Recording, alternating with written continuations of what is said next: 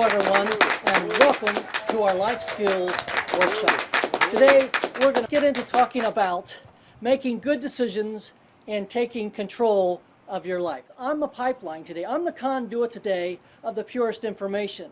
And that information comes from a book named From the Dad's Corner. The book got started early in 2012 when I wrote to my two daughters, Robin and Katie. I wrote a letter to them and tried to share with them the most important values, the most important concepts, the most important things that I found out in life over nearly 60 years. And not long after that, 59 other fathers from 9 different states and 4 different countries have come together and joined in. And now we have a wonderful book of the purest information.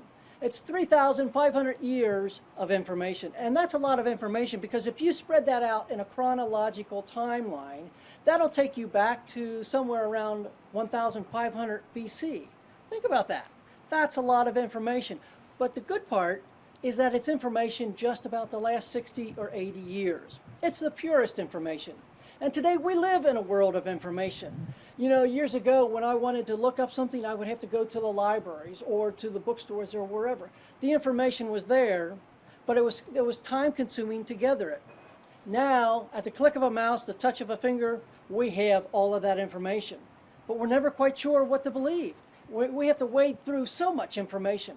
You know, it's nice to know what Ken Brew, Jack Etherton, Clyde Gray would be telling us. But what's really good, where the real information comes from, is what these guys are telling their children. That's the purest information. Dads love to share their information.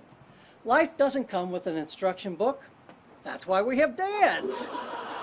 In my session here, in my part, I'm making 4 basic assumptions. The first assumption is that life is not perfect. Never was, never will be. If you're striving for perfection, you're setting yourself up for a life of constant frustration. Life is not fair. Never was, never will be. Each one of us have different skills, different talents. Each one of us were born with different opportunities. Each one of us were born in a different social economic background. Our opportunities are all different. Life is not fair, never was, never will be. The third assumption I'm making is that what I'm talking about applies to some big gray mass that we call normal. And it's big. And so how do you define it? Maybe it's easier to define what is not normal. And that might be if you're dealing with addictions, or if you're dealing with abuse of some sort, or if you're dealing with a life-threatening situation, then what I have to say may not be applicable, may not apply. The fourth basic assumption is that I'm making the assumption that as we go through this journey called life, that we all want to be happy, that we're searching for some type of happiness. And I'm here to tell you that most of the fathers and many of the mothers who are now participating in the second book, From the Mom's Corner, have said this: happiness is a choice. And that's what we're going to talk about, making good choices so that we can live a happy life. Another couple ideas that are common in the book is that when I talked to these 59 other fathers, nearly every one of them said the same thing. My kids just don't listen to me. Well, as fathers, we know that some of it sticks. We know that they listen to some of it, but we're never quite sure what they listen to. In fact, some of the best words a father can hear are his own words coming out of his kid's mouth. You know, another thing that they talk about is education. The father stressed the importance of good education. They talk about prayer. Now, when I wrote to my daughters, it was a very secular project. Prayer had nothing to do with it. But it's amazing how so many fathers from across the country and other countries as well pointed out the importance of keeping God in your life and praying on a daily basis. Never saw that one coming, but it happened. Another idea that the fathers talked about was passion. Find out what you're good at and be passionate about it. Enjoy life. Happiness is a decision, and part of that decision is to be passionate about life. Another thing they talk about, and they stress this, it's amazing. It's said in so many different ways. They stressed the importance of keeping good company. Your friends and relatives influence you. Keeping good company. One of the ways I liked the way Ken Klosterman said it to his 3 kids, he said, you know, if you follow a cart of gold, you pick up gold. If you follow a cart of dirt, you pick up dirt. And I think what he was saying by that is the company that you keep, if you keep good company, you're going to pick up good habits. If you keep bad company, well, you know the rest of the story. The last thing that the fathers talked about that I'm going to share with you today is balance. They talked about the importance of balance. And we all know there's 4 aspects of our life in balance: the physical, the intellect, the emotional, and the spiritual. Each one needs to be in balance with itself, and each one needs to be in balance with each other. And when I think of balance, and I think of the 4 aspects that we just talked about, I like to think of the automobile. Now, we all travel. We all have our own automobile in life. Some have a Cadillac, some of us drive a Volkswagen, but nevertheless, there's 4 wheels on our journey in life, our automobile of life. The first, and it's important to keep that in balance. You know, when a tire is, before the tire is even put on an automobile, that tire goes through a very regimented process to make sure that it's in balance. They put little weights on it just to keep it in balance, because if that tire is not in balance, at maybe 25, it starts to shake a little. At 30, it starts to wobble. At 35, now it's really shimmying. At 45, who knows what? It might even pull you off the road of life to a fatality. So no, it's very important to keep our life in balance, just as it is our automobile. You know, and then we talked about the 4 aspects. On the physical, all the experts say the same thing. It all comes down to 4 or 5 basic concepts, and that is to get enough sleep, to get the right amount of sleep. The second thing is to have a good diet. And thank goodness we have Julie House here, who's going to come up here in a few moments and talk to you about her ministry and keeping good nutrition in our diet. The third thing that on the physical tire of life is to keep exercise in our life. The fourth thing is to reduce stress. In the last 20, 30 years, we found out how much damage stress can do to us. The fifth thing is to keep good blood flow. The second wheel on our car of life, the automobile of life, is the intellect. Remember how I said the fathers told in different ways how important it is to get a good education? It's very good for a number of reasons. One is because by getting the best education you can, it helps me become the best version of ourselves. And isn't that what life is all about? Becoming the best version of ourselves. Getting a good, strong education leads to a diverse and prosperous life. It opens up many doors and opportunities. It allows us to command a higher wage, a higher salary. It's one of the best investments that we can make in our lives. And the fathers point that out. The third wheel on that on that car of life is our emotional wheel. And this one is very important. But unfortunately, often it's neglected.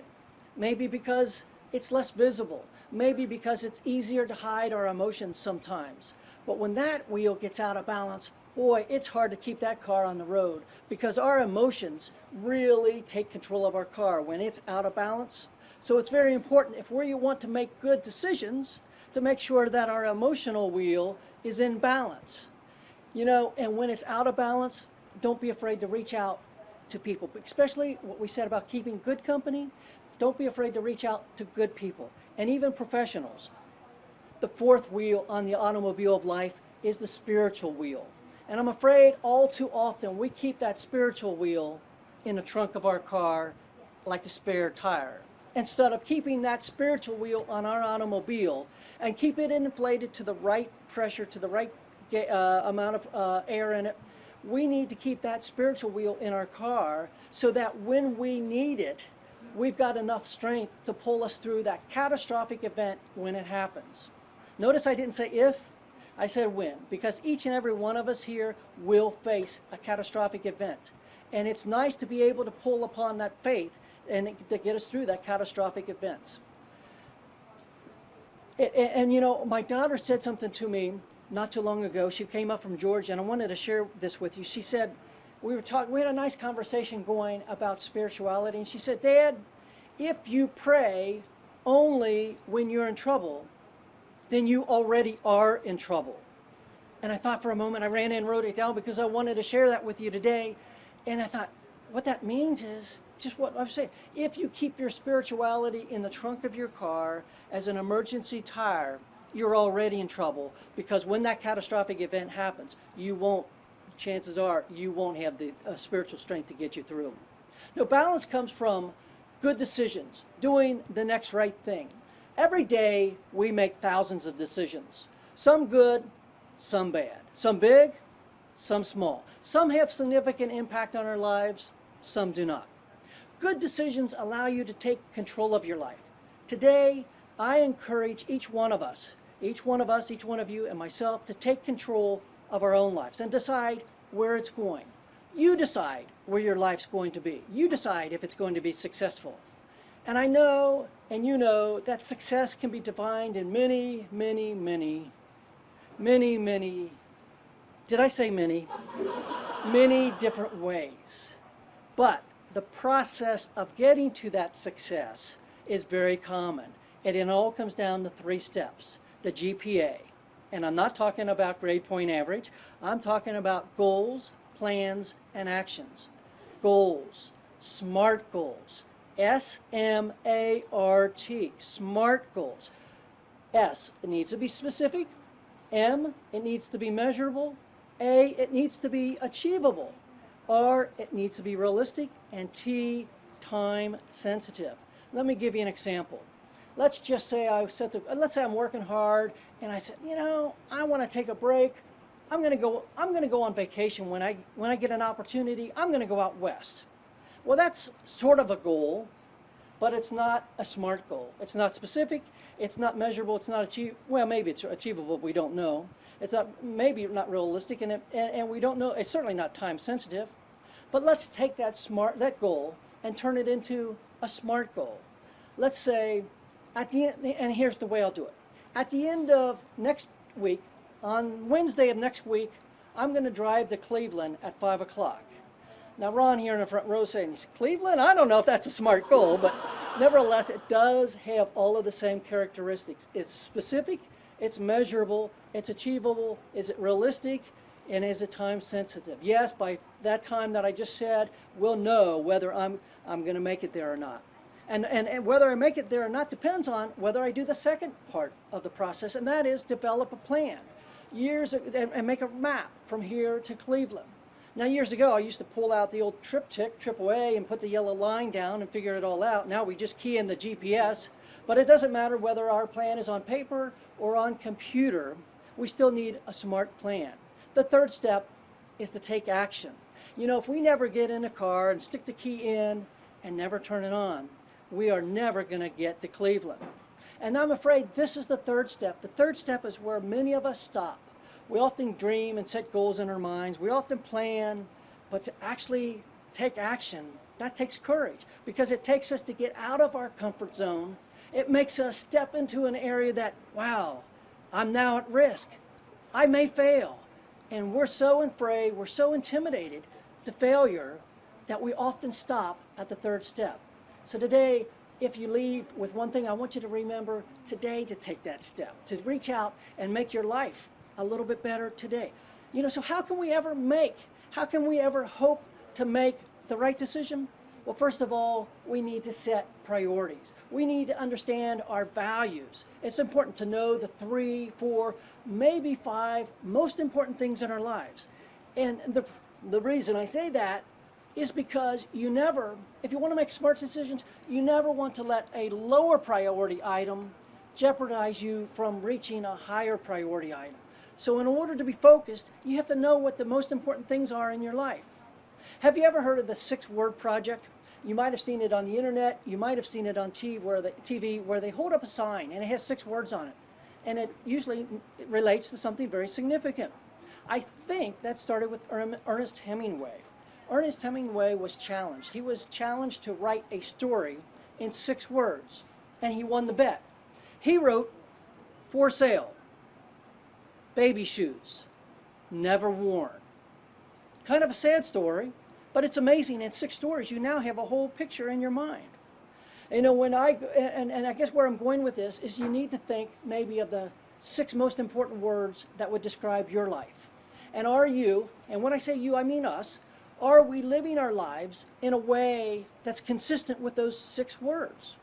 And would our friends or relatives describe our life with those same 6 words? When I walk through the cemetery, I try to do my exercise, the physical part, and I walk at the top of my street. There's a cemetery. I often walk through there and I look, and every once in a while I see a headstone with more than just the name and date on it.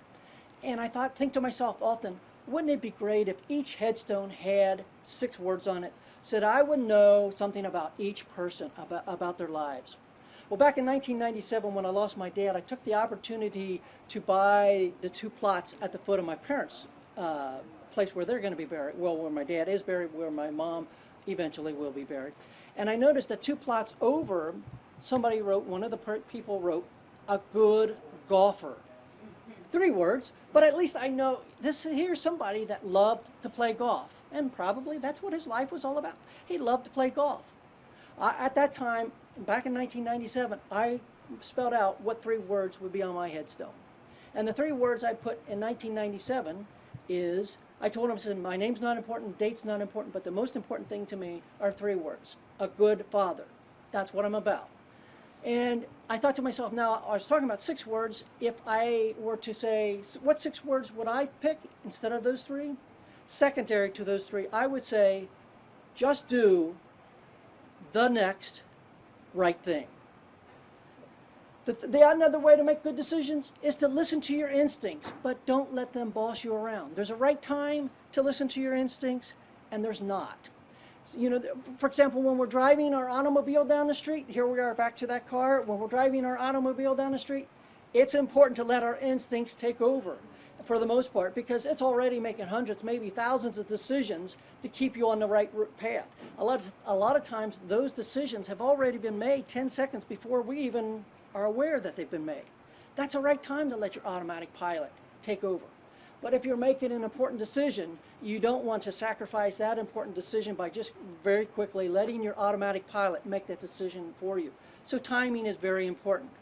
And if it's an important decision, don't be afraid to list them. Take the time to list them out. You know, if you're buying a house or if you're buying an automobile, if you're making an important decision, people sometimes don't do this. It's very common, but take time to write it down. Make a column for the things why to do it, the pros. Make a reason why not to make that down. So you make 2 lists, why to do it and why not to do it. And I was talking about timing. Well, if you can buy yourself some time to research whatever you're looking at, whatever the decision is. Read. We're around thousands of books, the internet. There's so much information around us. Talk and discuss it with professionals. Talk and discuss it with the good friends that you're keeping it, people that you could trust. And sometimes, you know, if you've done all of this and you're looking at it a certain way and it just doesn't make sense, don't be afraid to take a different position and look at it a different way. Rephrase the question. And don't be afraid to look at history. Don't be afraid to look at history. Have I been in this decision before, and how do I handle it? And has somebody else been in this position before, and how did they handle it? One of the things that one of the fathers, and I can't remember which one said, I really liked, he said, and I've heard it before, but he said it in a book, if you learn from your mistakes, you're smart. If you learn from somebody else's mistakes, you're a genius. So life is too short to learn from just our own mistakes. We need to be learning from one another. Another way to make good decisions is to remember that time is on our side. Put a little distance between us and the time that you have to make the decision. You know, if it's time to make it, you make the decision. Another thing that we can do, remember that spiritual tire that I was talking about? Don't be afraid to pray about it. Don't be afraid to pray about the decision that's on your table that you have to make. Pray daily, pray often, and ask for the guidance that you need. And don't be afraid to be thankful for that guidance that you receive. But sooner or later, you have to make the decision. You can't procrastinate it, procrastinate about it. You know, the question, first of all, you have to decide, am I choosing what career that I'm going to go down, or am I trying to figure out what I'm going to have for breakfast? Not all the decisions are equal. Some are more important than others. So you don't need to follow every step that I talked about for every decision. You know, but once you make the decision, make it in concrete, make it final, don't change it unless there's a good reason about it. Don't keep reanalyzing it. You have to stop sometime. The decision has been made. And now it's time to move on to the next decision. So remember, keep your automobile of life in balance. Remember the GPA, not grade point average, but SMART goals, plans, and action. And make good choices, make good decisions. Just do the next right thing.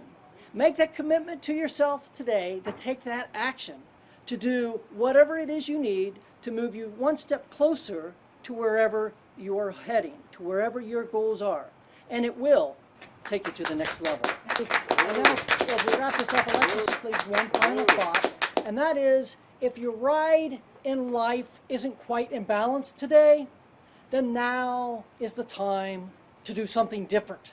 You know, if you continue to do the same thing over and over again, if you drop a ball and it comes back, you drop the ball, it'll come back to you from now till the next 10 years. So unless you do something different, you're going to get the same results. So today, I'm going to give yourself permission to change your life. Give yourself permission to improve your life. Every time you see an automobile, I want you to remember the balance that we talked about. The 4 wheels on the automobile, the balance in the automobile of life. Every time you see a headstone, I want you to think about those 6 words. What 6 words are you going to put on your headstone? And would your friends, your relatives, put those same 6 words?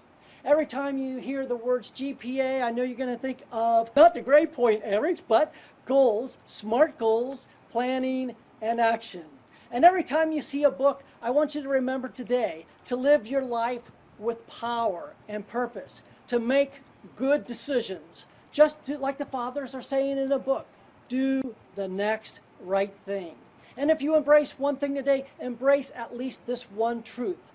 And that is, you were born to become the best version of yourself. That is the most important thing. That is the most important truth you can walk away with today. Thank you. God bless.